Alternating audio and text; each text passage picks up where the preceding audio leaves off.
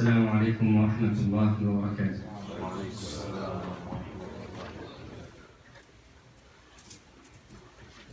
الله أكبر الله أكبر الله أكبر الله أكبر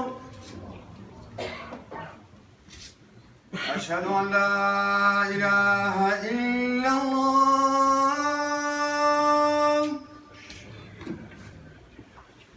أشهد أن لا إله إلا الله أشهد أن محمدًا رسول الله أشهد أن محمدًا رسول الله حي على الصلاة حي على الصلاة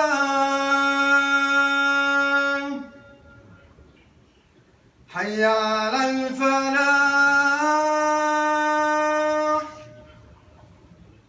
حي على الفلاح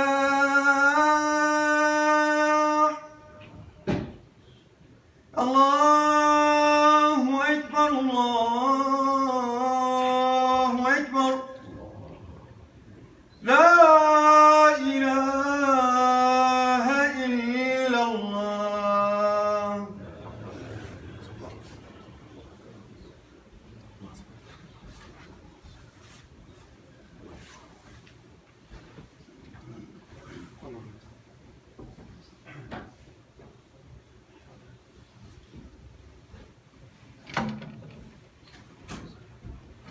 إن الحمد لله نحمده ونستعينه ونستغفره ونعوذ بالله من شرور أنفسنا وسيئات أعمالنا من يهده الله فلا مضل له ومن يضلل فلا هادي له وأشهد أن لا إله إلا الله وحده لا شريك له وأشهد أن محمدًا عبده ورسوله يا أيها الذين آمنوا اتقوا الله حق تقاته ولا تموتن إلا وأنتم مسلمون يا أيها الناس اتقوا ربكم الذي خلقكم من نفس واحدة وخلق منها زوجها وبث منهما رجالا كثيرا ونساء واتقوا الله الذي تساءلون به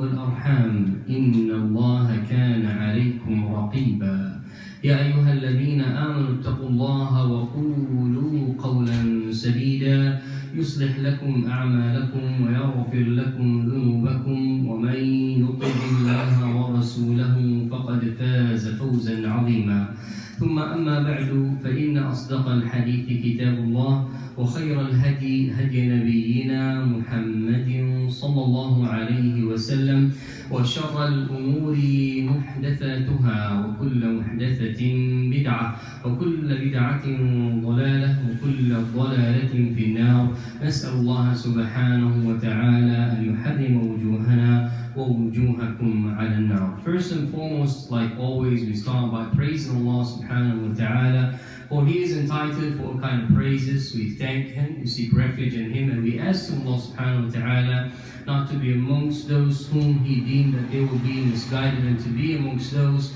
whom He determined that they will be guided. For He subhanahu wa ta'ala, the Most Almighty, when He guides a soul, no one can misguide such soul. And when He determined that a soul will be guided to the path of Allah subhanahu wa ta'ala, no matter how much effort is paid and no matter how much work is done to deviate it from the path of Allah, no one can deviate it from the path of Allah. Furthermore, we adhere to the word of Allah subhanahu wa ta'ala in the Quran, and we listen carefully to the message that came from the Prophet sallallahu alaihi wasallam.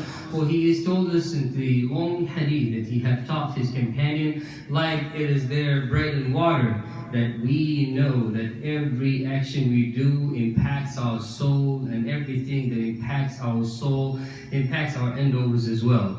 That's why the Prophet ﷺ said that every evil action has a reflection on yourself, on your soul, and on your actions Yawm al-Qiyamah when you meet Allah subhanahu wa ta'ala. That's why we always seek refuge in Allah subhanahu wa ta'ala to be protected from the wrongdoings that we do, the one we know and the one we doesn't know. Allah subhanahu wa ta'ala made the message of the Quran absolute and perfect, and there's nothing like the Quran that exists and will exist ever until the day of hereafter. The word of Allah subhanahu wa ta'ala is so comprehended and so dense and condensed to the point that when you read it, you understand that the message not only addressing the believers, it addresses the believers, the non-believers, and the Muslims in general. That's why Allah Almighty in the Quran reminds the Muslims in general and say, "Oh, you who believe." And He advises us as Muslims to believe in Allah subhanahu wa ta'ala, to live on that and to die on that. "Oh, you who believe, do not die on any religion but Islam." And He reminds us of the importance of putting Allah subhanahu wa ta'ala before anything. When we judge things, look at things, and that's why Allah subhanahu wa ta'ala, He says, "Oh people," in general. That's a general message to those who believe and who doesn't believe in the oneness of Allah subhanahu wa ta'ala, that they should be fearful of Allah subhanahu wa ta'ala as He observes and watches everything they do and they say. Their actions be monitored by Allah subhanahu wa ta'ala. And then furthermore, He takes that message to another level, the level of those who say, we believe in Allah subhanahu wa ta'ala. We have that connection with Allah subhanahu wa ta'ala, where we are more concerned of the things that we do, and we say we are the elite amongst those who are not elite. We are the chosen ones. We believe that in our hearts. Sometimes we think that we are special, we're different cut than anyone else. So that's why Allah reminds us when we think of ourselves like that, "Oh, you who believe, be mindful and thoughtful of what you say." The modern level does not go only to the action, it goes as deep as watching what you say. In the long hadith, the Prophet ﷺ said to Mu'ad, "Oh Mu'ad, why do you think people are thrown in the hellfire except for what they say? Everything you say will be presented to you Yawm al-Qiyamah." Those who are in a very critical situation Yawm al-Qiyamah, they'll be screaming out of their hearts, "Oh Allah, what's with this book? It does not leave anything behind, regardless of the size of that action or the size of that word that has been said." And I bear witness, like everyone who believes in Allah, bear witness that there's no one word or deserve worshipping but Allah subhanahu wa ta'ala, and that Muhammad sallallahu alayhi wa sallam is His messenger and His servant. He sent Him subhanahu wa ta'ala to save us and to bring us from the darkness to the light, from the misguidance to the guidance. He sent Him with a message that's so perfect, no one can come with it, subhanallah, except Allah subhanahu wa ta'ala. It's so amazing, it's so beautiful, it's so complete, it's so perfect, that when you seek any other way of approaching Allah subhanahu wa ta'ala other than that way, then you find yourself falling in deviation, you find yourself falling in astray. And the Prophet sallallahu alaihi wasallam have warned us from all the new things that will come, because new things comes every day. And those new things are always out of the context, and that's why He said everything that is not part of this fabric that we have already established is considered innovation. You are inventing a new way to approach Allah subhanahu wa ta'ala that is better than the way of Muhammad sallallahu alaihi wasallam. There is no better way than Muhammad sallallahu alaihi wasallam's way. And that's why He said every innovation leads to astray, and every astray leads to the hellfire. May Allah protect us all from the hellfire. عباد الله، إننا نعيش في عالم مليء بالتحديات، عالم أقل ما يوصف به هو أنه غابة مليئة بالمصاعب والأشواك والأهوال. ولعلنا في هذا المجتمع الغربي إذا تكلمنا عن التحديات والصعوبات نبالغ أحيانا، إلا أننا أصبحنا نعيش في عالم أصبحت بوتقته واحدة. فتحديات الأسرة المسلمة في العالم الغربي أصبحت هي التحديات نفسها في العالم الإسلامي. كانت قديما لدينا أفضليات ولدينا طرق نتكلم بها وأساليب نتحدث فيها حتى نظهر عالمنا الإسلامي على أنه عالم مكتمل النضج، على أنه عالم مثالي، ولقد انتهت المثاليات وصلينا عليها صلاة الغائب من فترة طويلة. نحن نعيش في عالم التحديات أصبحت فيه ليست فقط عبر شاشات التلفاز أو عبر شاشات الهاتف المحمول أو الأجهزة المحمولة، لا، أصبحت التحديات اليوم في الطرقات، في المجالس، أصبحت فاكهة المجالس هي التحديات. ولذلك كل من يقبل اليوم على الزواج في أول الأمر يكون مستثارا مهيج الإحساس، رغبة منه في أن يكمل نصف دينه كما يعبرون عنه، فيريد أن يتزوج لأن في الزواج نشوة أولية، ثم بعد الزواج بفترة قليلة عندما تصبح الأمور قد دخلت في أدراج العادة تبدأ مسألة جديدة ألا وهي الأبناء. أبناؤنا فلذات أكبادنا، أرواحنا معلقة بهم، لا نستطيع أن نشهق شهقة إلا ونحن نفكر بهم. هكذا خلقنا الله سبحانه وتعالى. وكم من القصص والأحاديث والمرويات عن من كان يهين أبويه فإذا جاء من يؤذيه وجدت أبويه يبكون حزنا عليه. كثيرة هي القصص في من رمى أمه في منتصف الطريق فلما جاء من يعنفه تقول له دعه إنه ولدي. كثيرة هي الأحاديث عمن أشرف على الموت وهو لا يستطيع أن ينطق الشهادة لأن أمه قد غضبت عليه، فينادي النبي صلى الله عليه وسلم على أمه فيقول أتعفين أم نحرقه؟ وبرغم ما رأت منه من مرارة التربية إلا أنها لا تقبل أن يهان حيا أو ميتا. إذن هم الاستثمار، إذن هم التحدي الكبير حتى نرى فيهم أحسن ما فينا، بل أننا نريدهم أن يكونوا أحسن منا. هكذا خلقنا الله سبحانه وتعالى.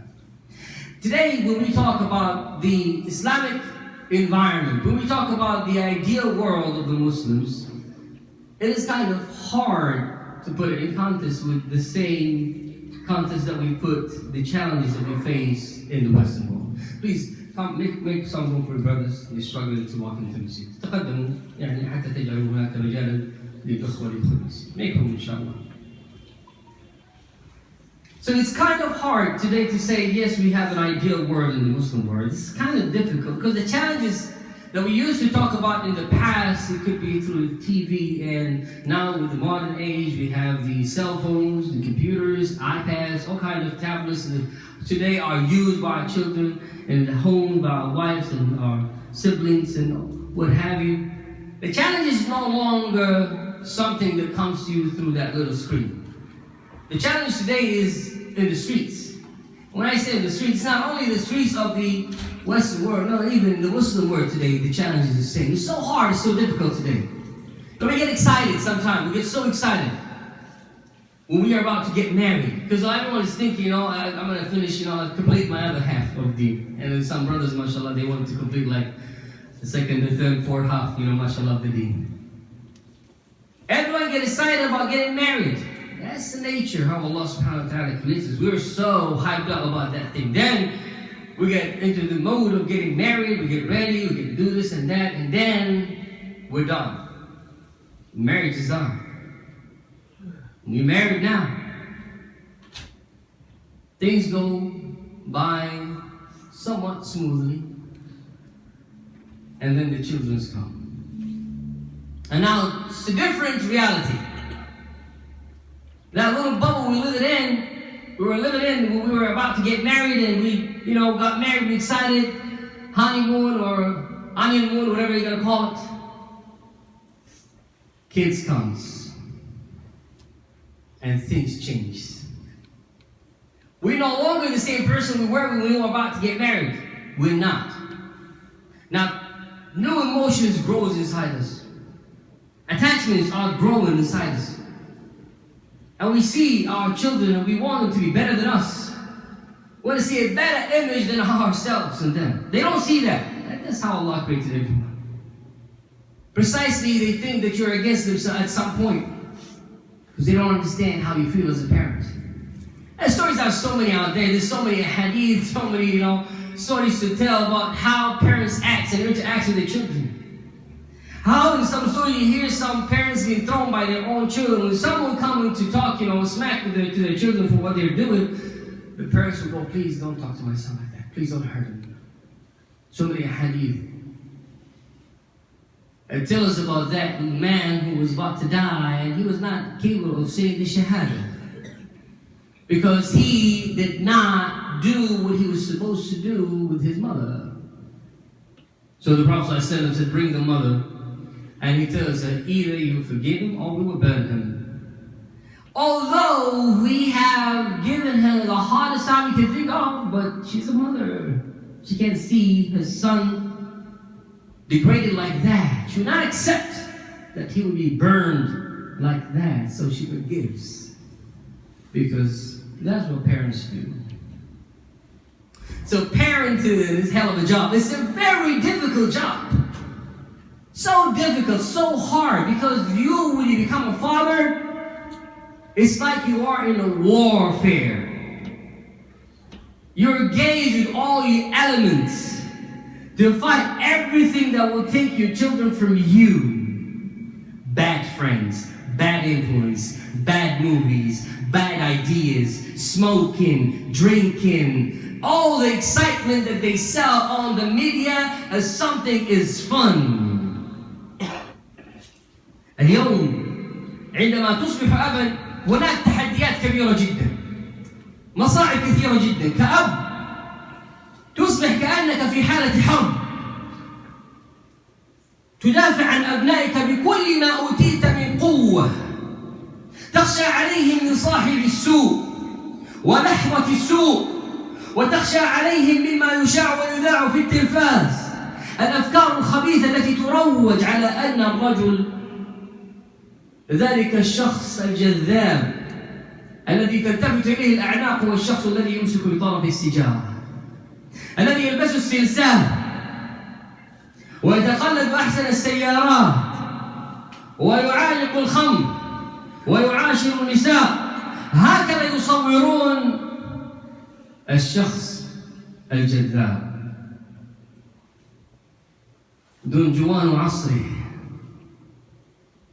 مقطع السمكة وذيلها. هكذا يفهمون الشباب، كما يقولون السجن اللي جدعان. أفكار خبيثة تبث، وأبناؤنا فلذات أكبادنا لبراءتهم يصدقون هذه التفاهات. هذا لم يعد التحدي الوحيد، كان هذا قديما تحديا كبيرا مرعبا لنا، ولكن يوم التحديات أصبحت تأخذ صبغة دينية. ولذلك الفقه عباد الله مهم جدا. قبل أن نصعد على المنابر، قبل أن نحاضر ونخابر، لابد أن نعرف الفقه الإسلامي. لابد أن نعرف لماذا يحرم الله الأشياء.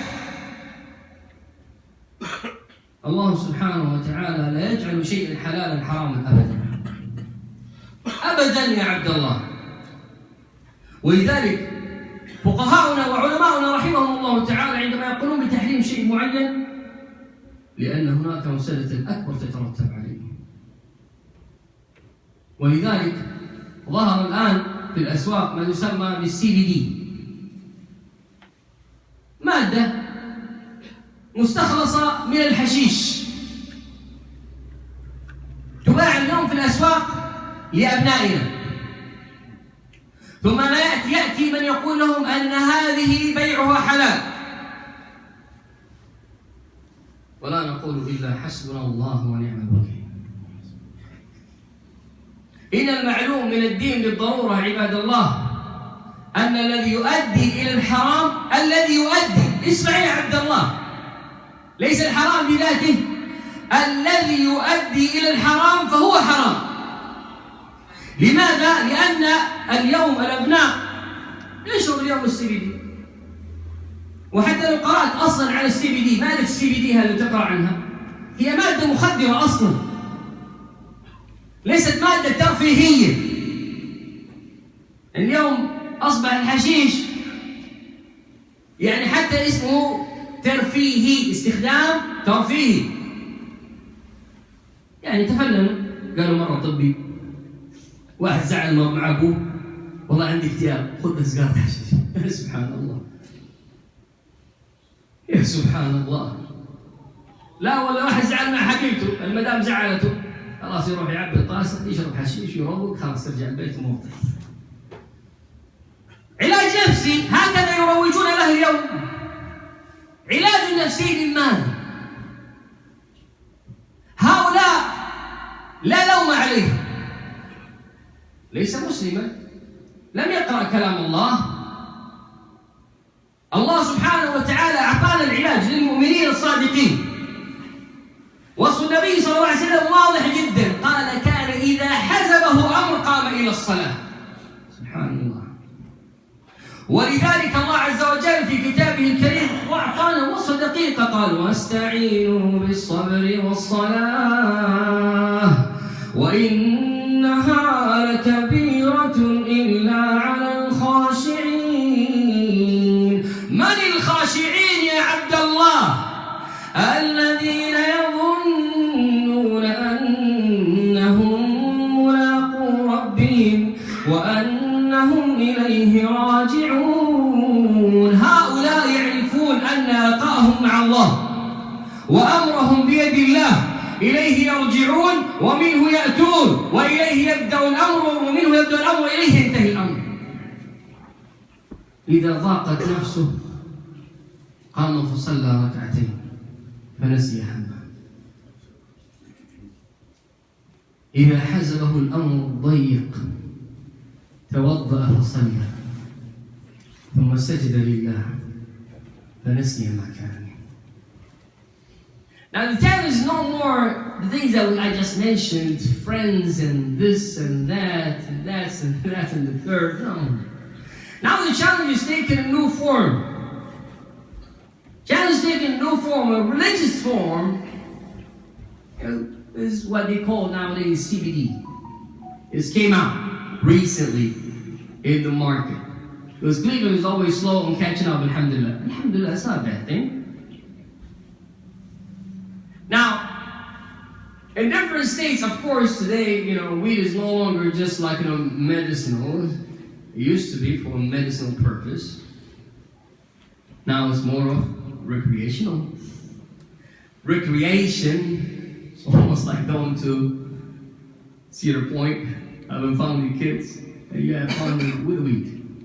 It's so kind of interesting how they are even prescribing the weed to people nowadays. Because they tell you, oh, but Sheikh, the CBD does not have the THC or TSH, whatever is that, or TCH, so it's cool. Well, hold on a second. Did you ever read why do they give the CBD? What is CBD even used for? It's used for pain management. So what does pain management mean? How do you manage pain? So you smoke and that's it, and the smoke is going to play around and then the pain is going to go? It will dose you off. So it does have some mental effect. And now somebody comes out and say, oh, well, CBD is halal. Well, listen to this carefully. See, this is the thing. Before you get on the member and give and preach and teach, you got to understand how the scholars do their judgment. Allah does not make something halal haram. Allah does not make something that legal for you to use prohibited.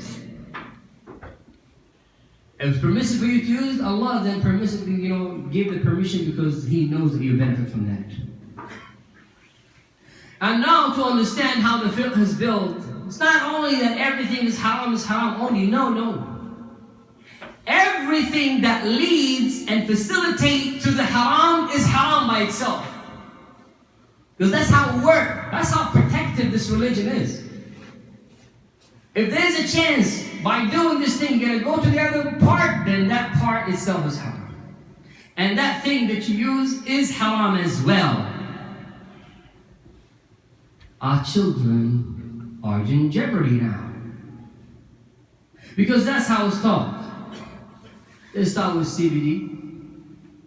Slowly they get used to it. It does not do enough no more. So, just one time, brothers, okay? Nothing's gonna happen to you. Like CBD is halal, so it's just a grass. That's what they tell you. It's just a grass. It comes from the earth. That way, you're just doing too much right now, Sheikh. Relax, Sheikh. And they're ready to make fun of it. They tell you, Sheikh, you know what? If it's halal, then we're smoking it. If it's haram, we're burning it. So, alhamdulillah, you're okay, Sheikh. Don't play with that. I'll go around the bushes with this thing. When you sell this to our children today, what they're going to get used to tomorrow? How can you come out and tell them this is halal? What is the deal with that? We're struggling with our children without CBD. We have a hard time to make them do the salat. I bet you anything, there's many parents who are not capable of bringing their children to the Jum'ah. I know some individuals who walk out from their home, they can't even tell their children to stand up and pray. They can't even look them in the eye. I've seen this with my own eyes. I've heard it myself. Their children talking back to them and saying this specific word is none of your business. And they're sober. Imagine when they are not even conscious, what could they do?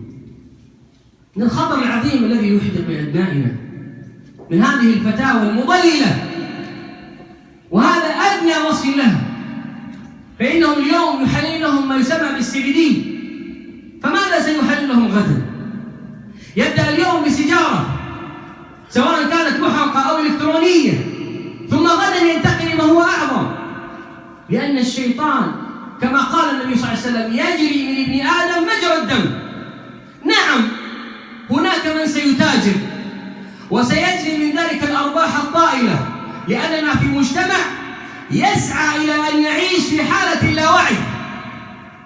درسنا في جامعات هذه البلاد، رأينا محاضرين لهم هيبة عندما يمسك القلم والقرطاس، عندما يشرح العلوم عالم جاهبا لا يشق له غبار، ثم تراه يوم السبت أو الأحد يحبو على يديه وقدميه حتى يصل إلى بيته، أو على زاوية أحد الطرقات يتفرغ مما أكثر على نفسه. مجتمع يعمل طوال الأسبوع حتى يفقد وعيه في آخر الأسبوع، ليس عندهم مازن دينه، ليس عندهم من يخشونه، ليس عندهم من يلجؤون ويجأرون إليه، ليسوا أنا وأنت، ليسوا كبقية الذين يخافون ربهم ويبيتون له سجدا وقياما. فمن الطبيعي عندما تأتيه مواد مثل هذه أن يستأنسوا بها، تصنع الأموال الطائلة، ولكن وربك لتسألن عن ذلك. يا من راودتك نفسك في بيع هذا، يا من أغرتك نفسك في بيع هذا، يا من تقول أني أوحد الله، والله لتسألن عن هذا البيع يوم القيامة. يوقفنك الله ثم ليسألنك عن مالك من أين اكتسبته وفيما أنفقته، إن اكتسبته من بيع الحشيش وهو الحشيش، وإن سموه CBD فإنه يبقى حشيشا ولن يختلف اسمه حتى وإن تغيرت أنواعه. فالحرام يبقى حراما وإن تغيرت أشكاله. Or you who think that you can get away with this, it's a reminder, a humble reminder from a person who's no better than you. If you think or you question about selling this thing, I'm going to tell you this, it's haram, period. Even if it takes different forms, different names, it is still haram. And in the day of hereafter, you'll be standing before Allah subhanahu wa ta'ala, and Allah will ask you, how did you get your money? Allah will question you earning. Was your earnings halal or not? And what did you spend it? You will be asked about everything. If you question yourself, don't just fool yourself, because you will be asked. It is like the person who sells a cup that is only going to be used for the beer. And he goes, yeah, Sheikh, I'm just selling a cup. It's a hot seller. That's how the fitna is. The test is like that. Allah in the Quran says what? And He forbade them from hunting or fishing on Saturday. He forbade them from fishing on Saturday. But guess what? On the Saturday, the fish comes out like this. So they look at it. They can't stand the challenge. Oh, good Lord. Ya Allah, my heart is pounding. This is too hard. I'm sweating. Should I go fish or not? I'm not going to fish today. I'm way smarter than that. So let me put the net on Friday and pick it up on Sunday, and that way I didn't fish on Saturday. Subhanallah. When they say don't make a fool of yourself, you just made of yourself. وأقول قولي هذا وأستغفر الله لكم وأستغفر الله الرحيم.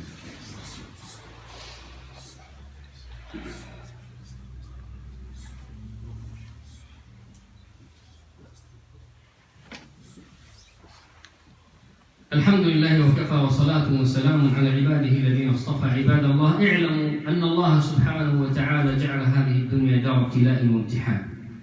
يقول الله عز وجل: إنا جعلنا ما على الأرض زينة لها لنبلوهم أيهم أحسن عملا إنه التحدي.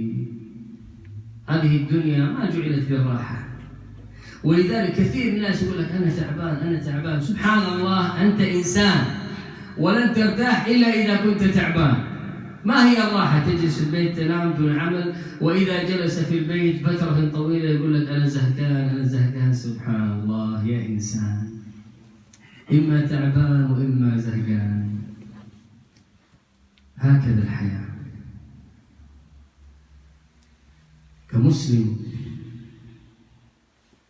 أنت لست كغيرك من البشر.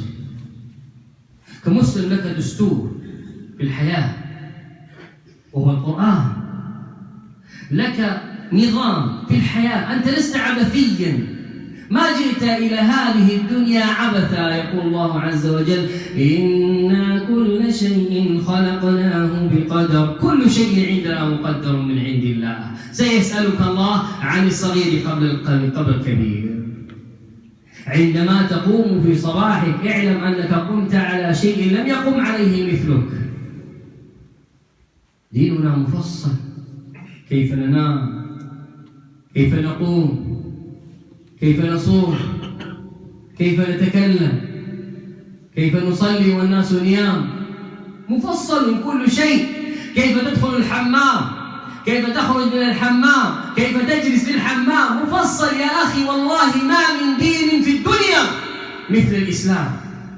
في صحيح مسلم جاء رجل يهودي إلى سلمان الفارسي فقال له: إن نبيكم ما ترك شيئا إلا وعلمكم إياه. قال والله ما ترك رسول الله شيئا إلا وعلمنا إياه، حتى القراءة علمنا إياها.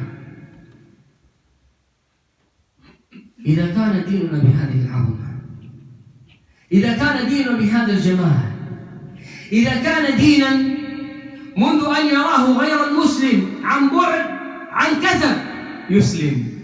والله لقد مر علي أناس سلموا لمجرد أنهم قرأوا كلمة الله. هذا الرجل بيننا يجلس، الأخ هذا مدركه. أتعرفون كيف أسلم؟ لأن رجلا قال له السلام عليكم. سبحان الله، ما أعظم هذا الدين.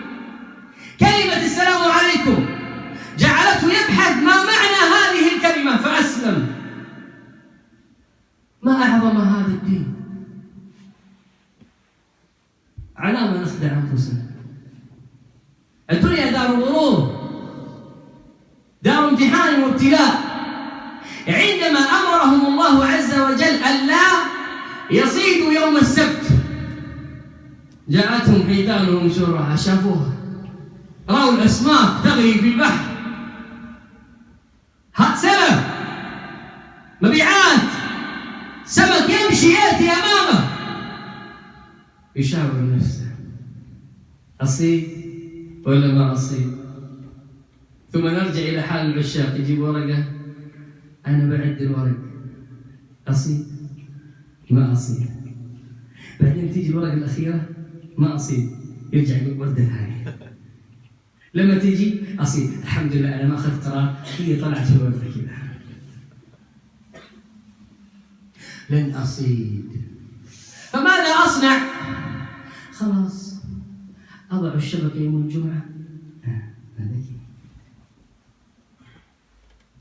ثم يوم الأحد أجمع الشبكة. أنا ما صدت الأحد، السبت أنا حطيت الشبكة يوم الجمعة وأخذتها يوم الأحد. أنا ما صدت يوم السبت.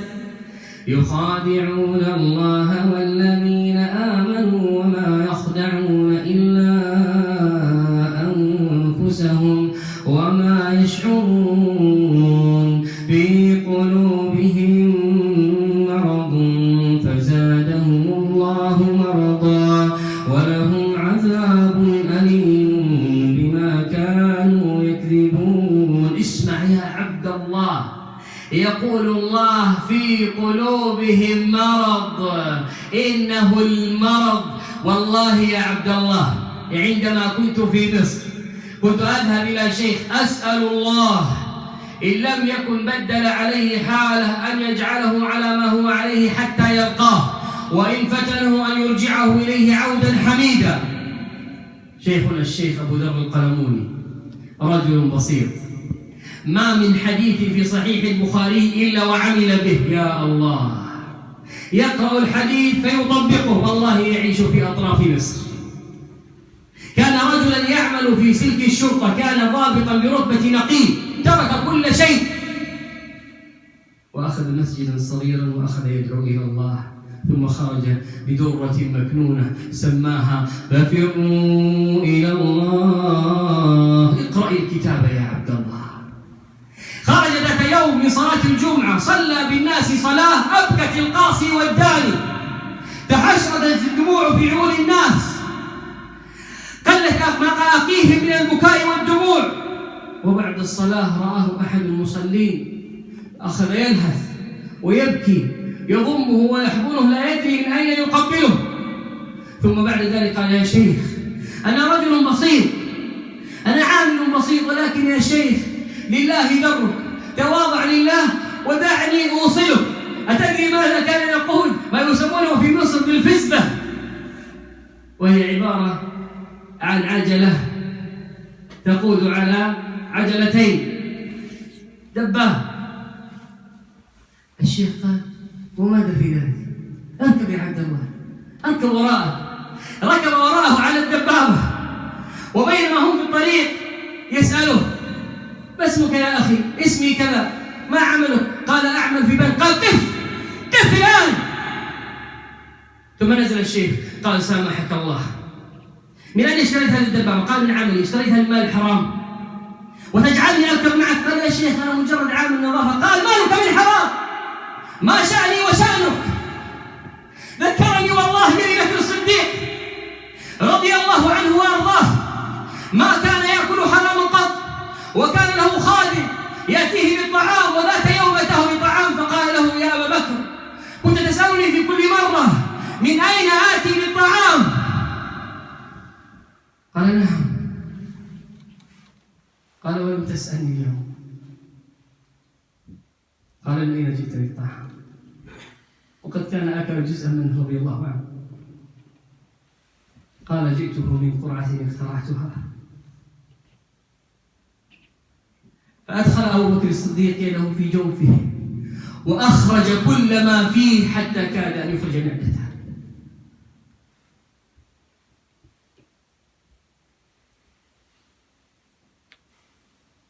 لتسألن يومئذ عن النعيم. والله لتسألن. ستقف في موقف تسمع الناس تتضاغى من حولك وقالوا ما لهذا الكتاب لا يغادر صغيرة ولا كبيرة إلا أحصاها ووجدوا ما عملوا حاضرا ولا يظلم ربك أحدا. نعم لا يظلم ربك أحدا. ما يبدل القول لدي وما أنا بظلام للعبيد. يوم نقول لجهنم هل امتلأت وتقول هل من مزيد وأزلفت الجنة للمتقين غير بعيد.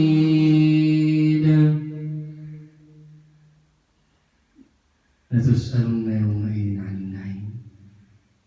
You'll be questioned. You'll be asked. This religion is so amazing, so beautiful, so powerful. I know an older sister from Canada.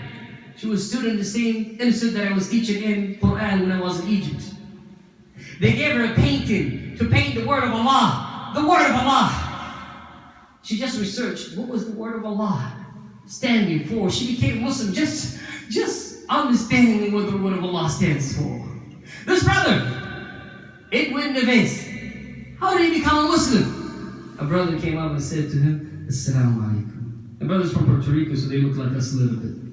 They're naturally terrorists. Alhamdulillah. He said to him, Assalamu alaikum. He was like, what did he say? Assalamu alaikum. Went back and started reading about this. What is this Assalamu alaikum?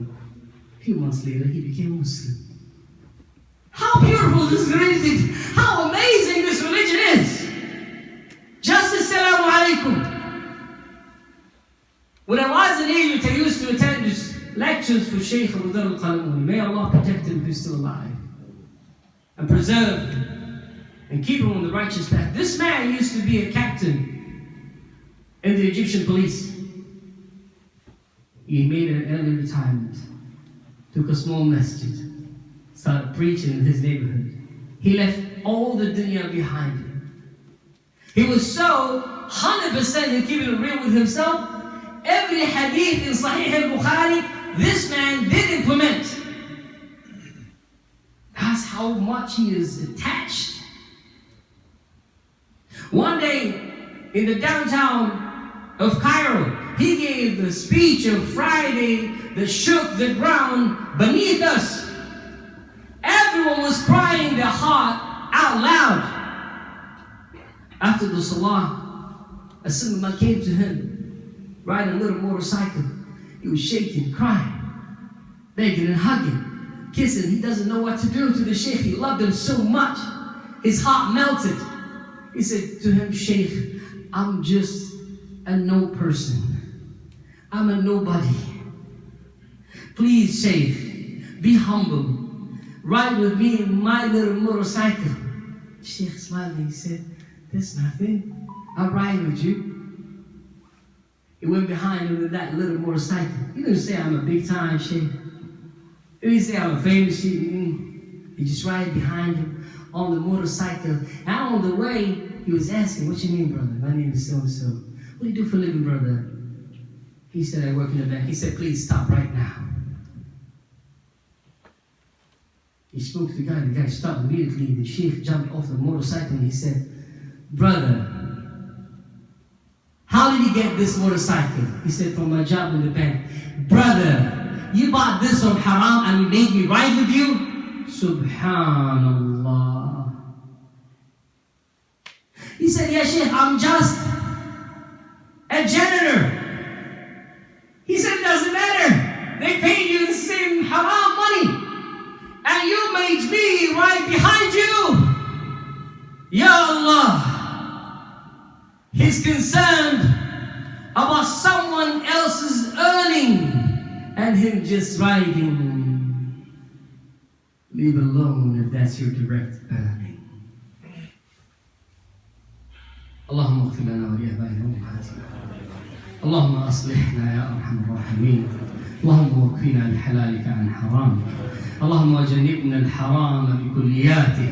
اللهم وحرم علينا الحرام وحبب إلينا الحلال. اللهم وإنا نعوذ بك من فتنة مضلة ونعوذ بك من الذلة والزلة يا أرحم الراحمين. اللهم اغفر لنا ولآبائنا وأمهاتنا ولإخواننا المسلمين في كل مكان. ارحم إخواننا المستضعفين في العالم الإسلامي أجمعين يا أرحم الراحمين. اللهم وأنزل علينا سلاما في العراق وأمنا في سوريا. اللهم وإنا نسألك رحمة تغشانا في السودان والصومال وفي اليمن وفي بلاد الحرمين يا أرحم الراحمين. اللهم إنا نسألك فتحا ونصرا منيرا يثبت أقدامنا في لبنان وفي فلسطين. أدخلنا الأقصى مع الفاتحين ولا تجعلنا في زمرة المنافقين. اللهم ولا تفتنا في ديننا ولا تجعل الدنيا أكبر همنا ولا مبلغ علمنا ولا إلى النار مصيرنا يا أرحم الراحمين. عباد الله، إن الله عز وجل أمركم بأمر بدأ به في نفسه ثم ثنى بملائكته المسبحة بقدسه فقال عز من قائل: إن الله وملائكته يصلون على النبي يا أيها الذين آمنوا صلوا عليه وسلموا تسليما. اللهم صل وسلم على نبينا محمد وارض اللهم عن أمهاتنا أمهات المؤمنين عائشة وحفصة وسائر نساء النبي الأمين وعنا معهم برحمتك يا أرحم الراحمين. عباد الله، إن الله يأمر بالعدل والإحسان وينهاكم عن الفحشاء والمنكر والبغي يعظكم لعلكم تذكرون. فاذكروا الله العظيم الجليل يذكركم واشكروه على نعمه يزدكم وذكر الله أكبر والله يعلم ما تصنعون. الله أكبر الله أكبر. أشهد أن لا إله إلا الله. أشهد أن محمدا رسول الله. حي على الصلاة حي على الفلاح. قد قامت الصلاة قد قامت الصلاة. الله أكبر الله أكبر. لا إله إلا الله.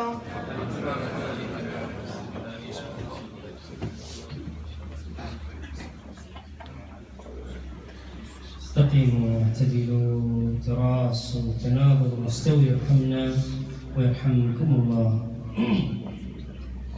الله أكبر.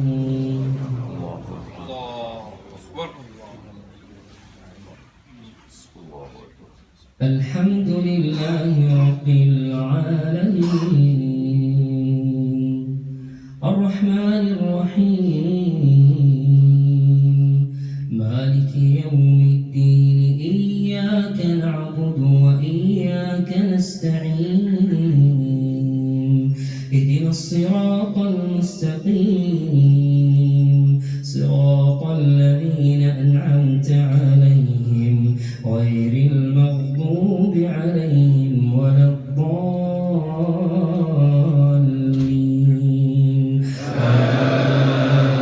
آمين.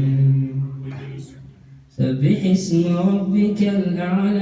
الذي خلق فسوى والذي قدر فهدى والذي أخرج المرعى فجعله غثاء أحوى سنقرئك فلا تنسى إلا ما شاء الله إنه يعلم الجهر وما يخفى ونيسرك لليسرى فذكر إن نفعت الذكرى سيذكر من يخشى ويتجنبها الأشقى الذي يصلى النار الكبرى ثم لا يموت فيها ولا يحيا قد أفلح من تزكى وذكر اسم ربه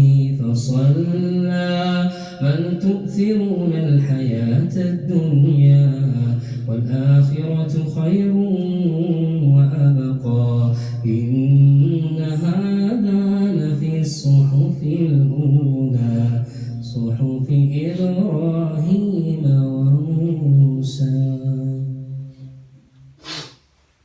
الله أكبر.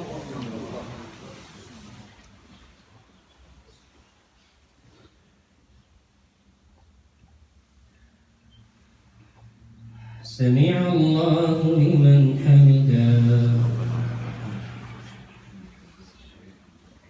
الله أكبر.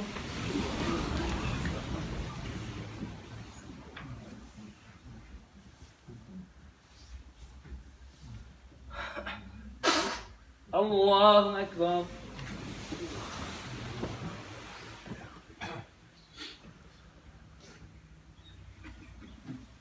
الله أكبر.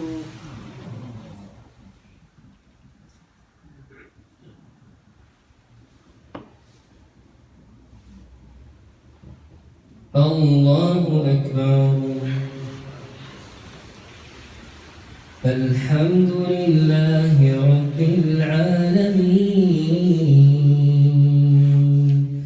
الرحمن الرحيم مالك يوم الدين إياك نعبد وإياك نستعين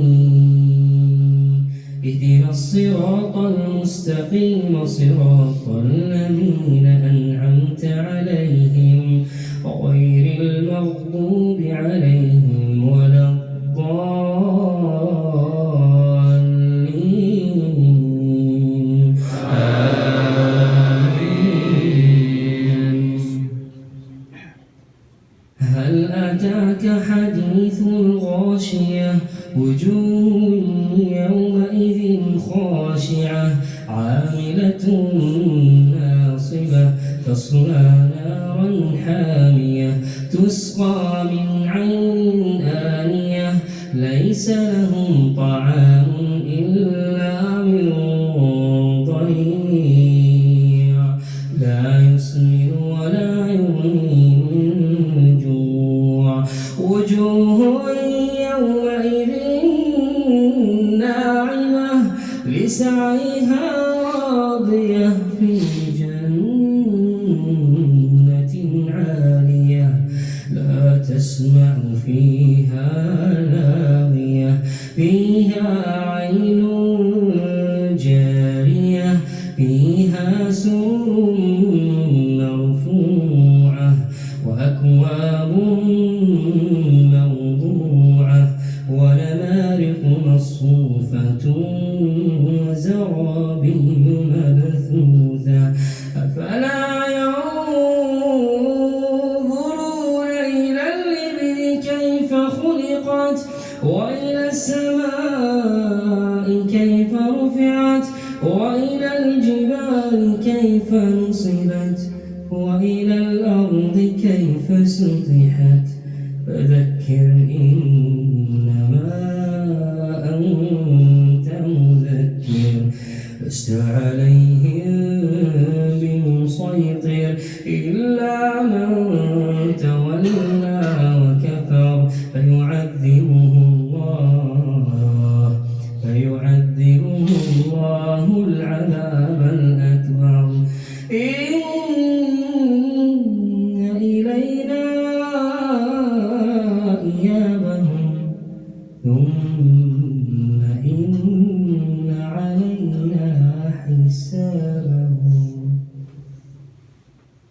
الله أكبر.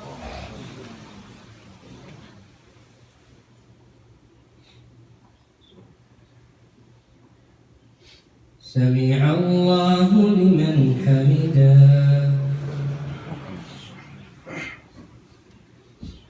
الله أكبر.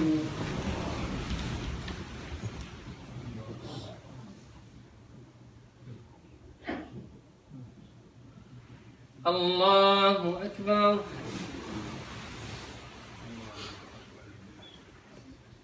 الله أكبر.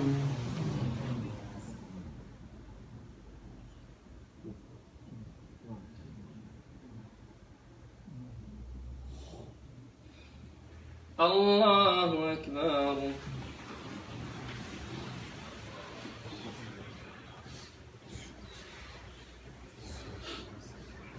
الله.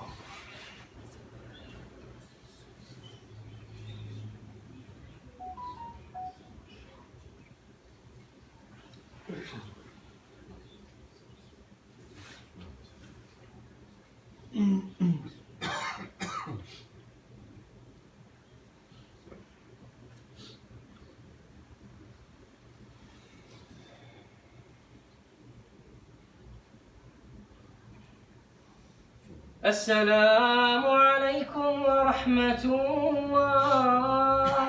السلام عليكم ورحمة الله.